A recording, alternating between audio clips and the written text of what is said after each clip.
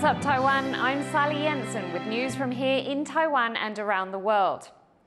A train has partially derailed in eastern Taiwan after a landslide caused rocks to fall on the track. As Leslie Liao reports, railway workers are rushing to bring service back to the earthquake and rockslide-prone area. Hundreds of passengers file out of train cars and into a dark tunnel. They're being evacuated after a landslide derailed their train as it passed through a tunnel. The train was able to come to a stop, but the driver and 8 passengers were injured. A volunteer firefighter was on the train and was able to help out. 我等到火车完全停止的时候，我就先往前面冲，因为我知道前面是最危险的，所以我就先去确认前面的伤患状况。 The accident is a setback for the Taiwan Railway Corporation, with thousands of passengers affected over the weekend. 一共影响40列1059分，旅客大约是11800余人。 Railway staff are now rushing to get service up and running again. The cars have been removed from the tunnel and repairs are underway. But the accident happened on Taiwan's east coast, which has uneven terrain and steep cliffs.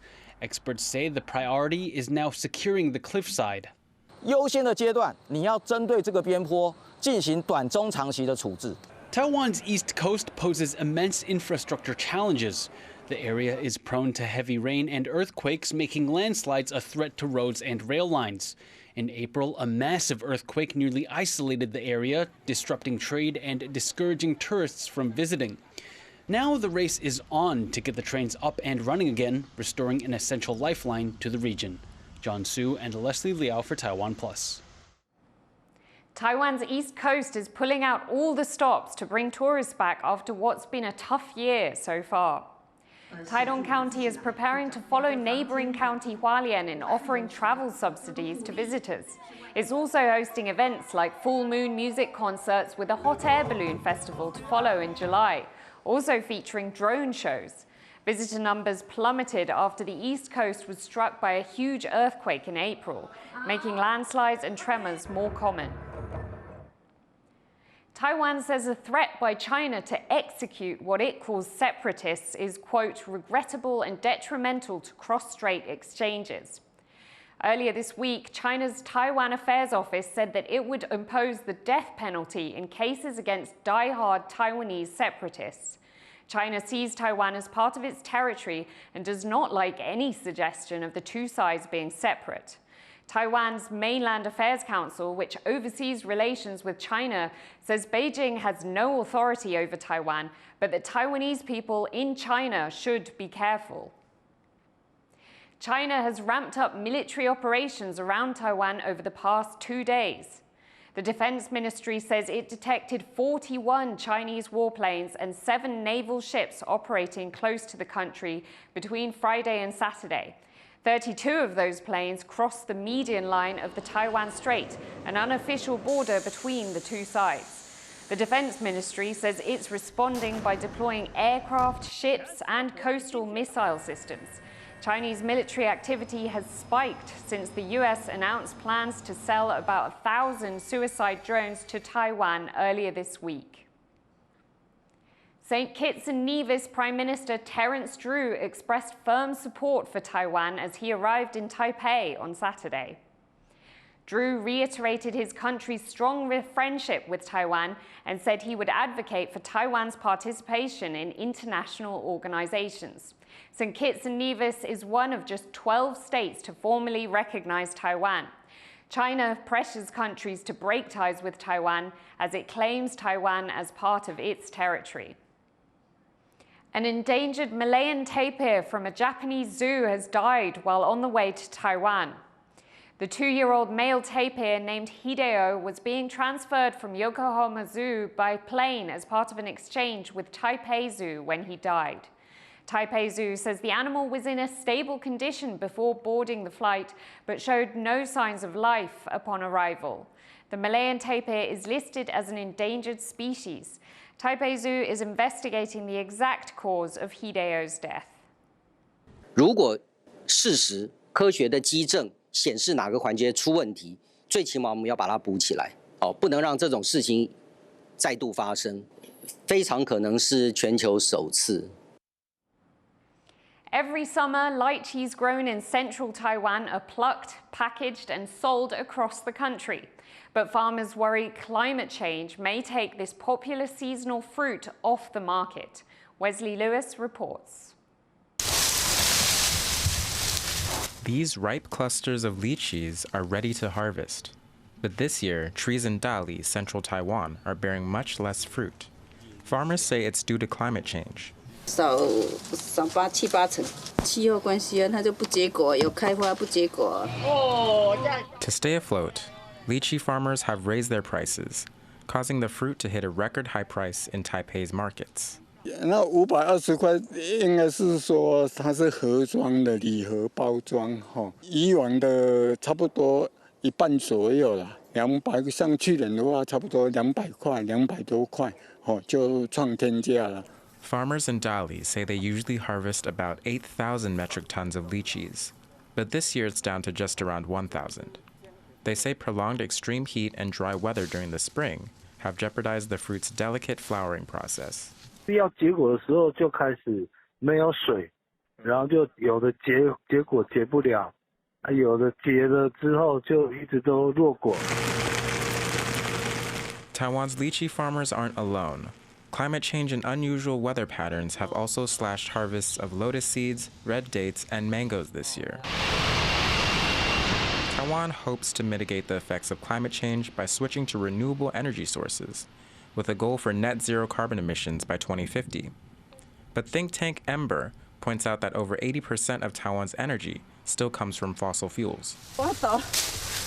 And as the country's fruit farmers continue to see their harvests slashed, the fear is that 2050 may come too late for their vulnerable crops. Dolphine Chen and Wesley Lewis for TaiwanPlus. Mountains of trash have been piling up across Taiwan for years.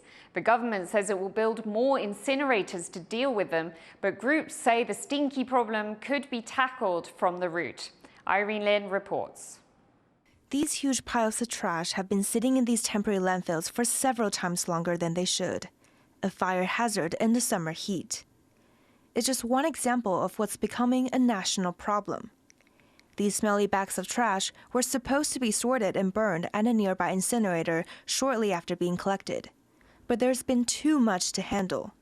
现在是84万吨啦，大概分散在107个暂置的掩埋场里面。我们到底什么时候可以把暂存场能够降到去化掉？那这个还要几年的时间。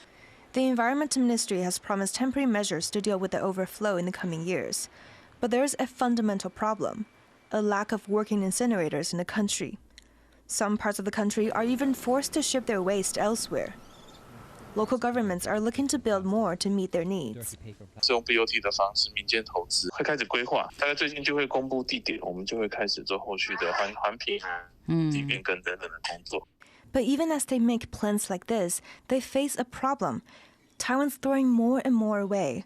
According to government data, the average person in Taiwan produced a record 1.36 kilograms of domestic waste a day last year, the highest in 23 years. The growing demand and the slow response rate has waste treatment facilities there in a chokehold. Environmental groups say the government has been treating the symptoms rather than the root cause. They say not enough resources have gone toward reducing waste in daily life.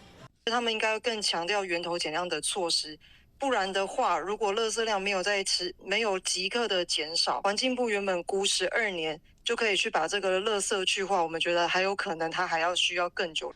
One way to do so is by opting for reusables, and there are already incentives. Since July 2020, customers bringing reusable cups have been able to get discounted drinks. The government is also looking to charge for disposable plastics, including straws, cups, shopping bags, and utensils. The views on the street are mixed. 我自己是觉得这政策还算蛮不错的，因为现在人就是能做环保的就是时机蛮少的。对，除了平常就资源回收做好，或是带环保餐具，但其实环保餐具带人其实也蛮少的。那可以从这种最简单的环保杯开始做起。No, just something more to be carrying with me. You know, just something more baggage to be carrying while I'm out moving around, so it's not convenient. 我觉得还是要从更根本的理念去宣导吧，就是因为金钱就是省钱，就只不过是一个比较行为上的一个，就是有点是一个诱因。可是如果就是大家背后还是没有这个环保意识的话，我觉得其实这件事情也不会长久。Since February, the ministries hinted at a bill combining top-down and bottom-up solutions. The goals are a national ban on disposable plastics by 2030 and only recyclable waste by 2050. But until the bill's unveiled, it's unclear how Taiwan will be able to tackle its flood of garbage. Ryan Wu and Nai-Ring Lin for TaiwanPlus. Now, have you ever seen an elf? Even better, have you ever seen an elf that can do gymnastics? Well, Taiwan has one of those, and she's headed to the Olympics in Paris later this year to compete. Leslie Liao met her in Kaohsiung.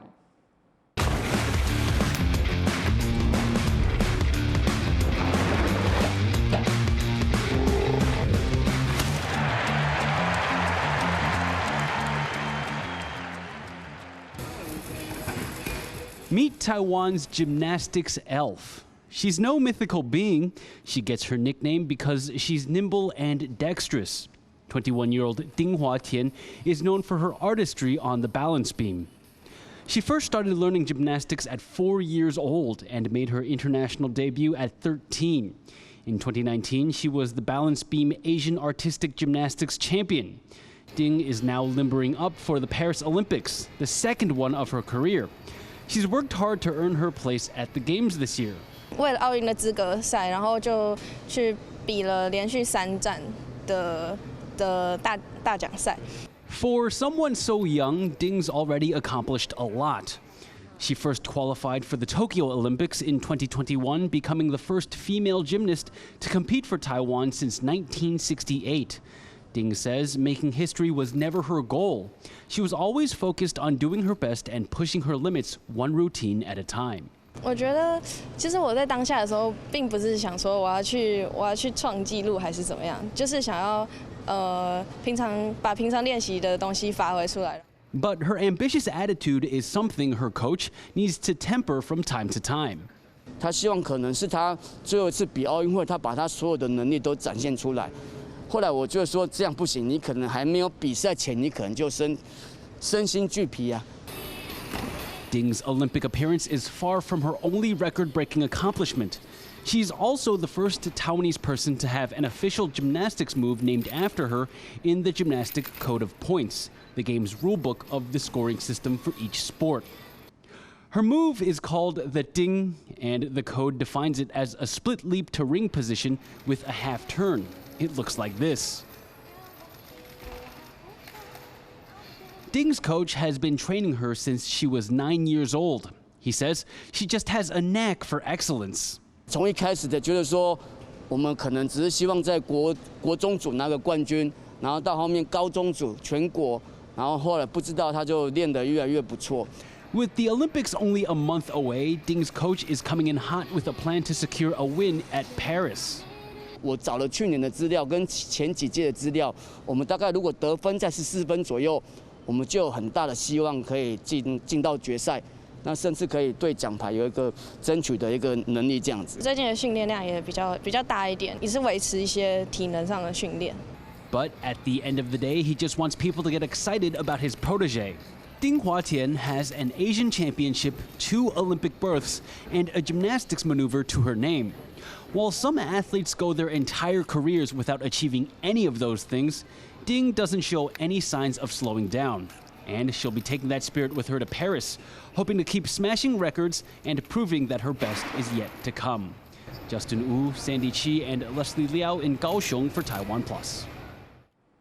Thank you for watching What's Up Taiwan. Finally, we leave you with images of the strawberry moon rising behind the ancient temple of Poseidon in Greece. I'm Sally Jensen. Take care and see you next time.